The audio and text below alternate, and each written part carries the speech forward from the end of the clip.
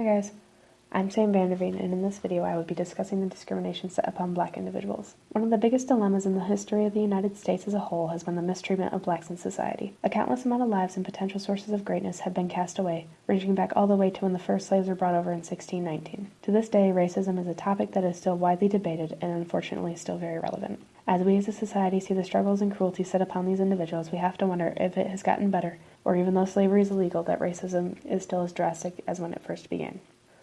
Upon first arriving in the colonies in boats filled to the brim with people, African Americans were promised their freedom after just 7 heavy, labor-filled years. Unfortunately, as their 7th year came into view, the people they were working for realized they weren't ready to give up the free labor they were getting. As of 1641, slavery was legalized and the Africans were not allowed to leave since they were considered then to be pieces of property. Known as black gold among the slave traders, more and more ships began to make the voyage across the Atlantic to uproot them from their homes, one of the worst side effects being that they often were separated from families and loved ones.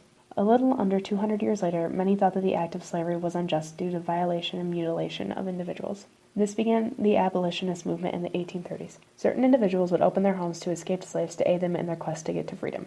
One of the most famous individuals during this time is Harriet Tubman. An escaped slave herself, she then traveled back and forth via the Underground Railroad, which was a system devised to help slaves head to freedom safely and discreetly. As time went on and the discussion of slavery resonated within the states, the North and South began to separate. Many southern states withdrew, saying that not owning a slave was a violation of their rights, and that they wanted to still own them for labor and advancements in business. The Civil War began in 1861 after the Confederates bombed the Union at Fort Sumter. With approximately 2 million troops for the United States and 1 million for the Confederates, the war lasted about 4 years. This war is still to this day the largest loss of American lives to any war contributed to, with the count being 620,000 deaths. Both white and black individuals fought over the conflict of slavery. During the year 1863, which was about halfway through the war, Lincoln gave the Emancipation Proclamation, which stated that all slaves were to be considered free after that point in time in the Union, and that military authorities, along with police, would abide by the new law enacted, hoping to recognize and maintain the freedom of said persons. Upon the final battle that took place in Palmito Ranch in Texas, the war ended on May 13th of 1865. By December 6th of the same year, slavery was objectified when the 13th Amendment to the Constitution was ratified and the Three-Fifths Compromise was nullified.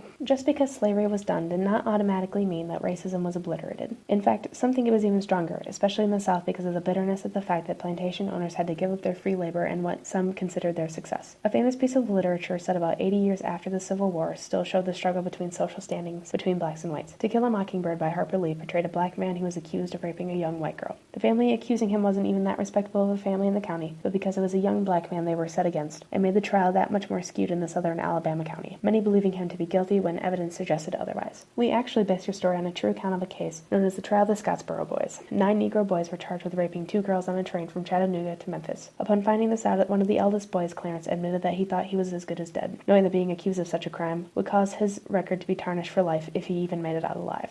The age range of these boys went from 12 to 19, and before they were even fully taken into custody, there was already a lynch mob waiting for them. The alleged victims, Victoria Price and Ruby Bates, both first testified against them, saying that they were in fact taken on by the boys on the train. Both girls being in a lower class, like the girl in Lee's story, they still got a lot of attention, and for the first trial, it looked like they were going to win. Eventually, Bates changed her story. Upon seeing what would happen to them, she wrote a letter to Earl Stevens stating otherwise. It was only until April 19th of 2013, after all had passed away, when the Alabama government decided to grant the Scottsboro Boys a posthumous pardon, officially pardoning them of their alleged crimes. Proceeding into the era of the 1950s, there was quite a few activists of big names who furthered the success and progression for black people in society. During that time, it was not uncommon to see a place that was segregated into a white folk and black folk area. Many public places, including schools, churches, parks, and drinking fountains, along with buses, happened to be some of the things that were separated because black people still were not seen as equal individuals. Places like this were technically legal because they still included everyone in a way, even though equality was not a priority or upkept by law. This group of people consisted of Rosa Parks, Martin Luther King Jr., Malcolm X, along with some other big names that proved to be the movement the blacks needed in this time period. They marched and stood up for their rights and freedoms. Many followed suit and took a stand. Following Malcolm X and Martin's death, Congress set into place the 1968 Civil Rights Act, which full-on prohibited discrimination, in quotes, concerning the sale, rental, and financing of housing based on race, religion, national origin, sex, and as amended, handicapped and family status. Within the past couple of years, some of the biggest cases regarding those of innocent individuals who were shot by police officers. There is some dispute with Michael Brown's case and that of Ferguson, for some some say that he confronted the officer, but a majority of the civilian witnesses say that the officer confronted him and a friend, which ended with Michael receiving a total of 6 bullets hitting him, including a fatal shot to the head.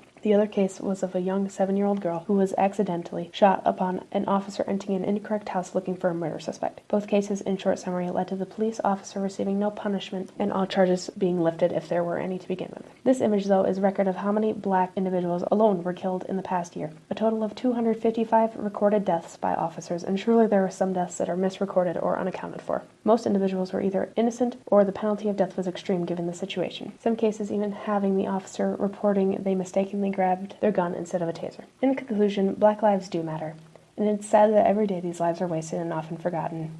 There is so much potential, and it's a shame that just because of their skin tone, blacks automatically don't have as high a chance of being successful. We need that to change, and soon. More and more people are contributing to campaigns and peaceful protests to give these individuals